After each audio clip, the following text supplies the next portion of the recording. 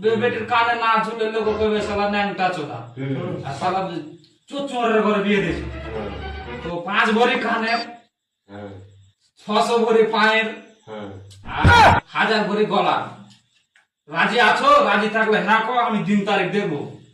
কি কইছো তোমরা? তুমি যা করবে ঘটক মশাই তোমার রাজি থাকলে কো, আমি দিন তারিখ দেখবো। হ্যাঁ কো বা না কো। বেশি যে বলছো তুমি, তো বেশি আমাকে বলে রেখেছে, আমি কি লাখ খাওয়া কাজ করছি না? আমি আমার লেগে আছি। কিছু বুঝতে কেন কিছু তুমি কয়টা রাখবে? দেবো কিছু।